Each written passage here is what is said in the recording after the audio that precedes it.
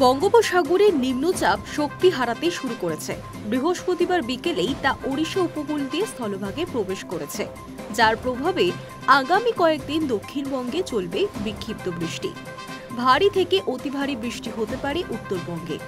আলিপুর আবহাওয়া দপ্তর জানিয়েছে, উত্তর পশ্চিম এবং সংলগ্ন পশ্চিম মধ্য বঙ্গোপসাগরে যে গভীর নিম্নচাপটি ছিল, বৃহস্পতিবার বিকেলেই তা গোপালপুরের কাছে ওড়িশার উপকূল দিয়ে স্থলভাগে প্রবেশ করেছে। সেই সময় তার গতি ছিল ঘন্টায় 17 কিলোমিটার, যার প্রভাবে ওড়িশার উপকূলে ঘন্টায় 55 থেকে 65 কিলোমিটার বেগে ঝড় বয়েছে। কোথাও কোথাও দমকা হাওয়ার বেগ পৌঁছে গিয়েছিল 75 কিলোমিটার পর্যন্ত। শুক্রবার সকালে নিম্নচাপ কিছুটা শক্তি হারিয়েছে। এখনও তা ওড়িশা ছত্তিশগড়ের কাছে অবস্থান করছে।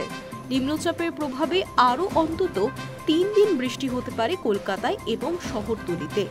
শুক্রবার ভারী বৃষ্টির সম্ভাবনা থাকছে দক্ষিণ 24 পরগনা, পূর্ব মেদিনীপুর, পশ্চিম মেদিনীপুর, পুরুলিয়া, বাঁকুড়া, পশ্চিম বর্ধমান এবং মুর্শিদাবাদে। বীরভূমে অতি ভারী বৃষ্টির কমলা সতর্কতাও জারি রয়েছে। দক্ষিণবঙ্গের কিছু জেলায় শনিবারও বিক্ষিপ্তভাবে ভারী বৃষ্টি হতে পারে। কলকাতা সহ বাকি অংশে বজ্রবিদ্যুৎ সহ বৃষ্টি হতে পারে রবিবার পর্যন্ত। অন্ধ্রপ্রদেশ এবং ওড়িশার উপকূল সংলগ্ন বঙ্গোপসাগর এখনও উত্তাল। সেখানে সমুদ্রের উপর ঘন্টায় 40 থেকে 50 কিলোমিটার বেগে ঝোড়ো হাওয়া বইছে।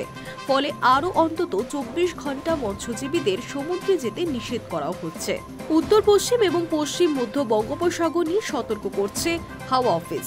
উত্তরবঙ্গের বৃষ্টির সম্ভাবনা আগের চেয়ে বেড়েছে।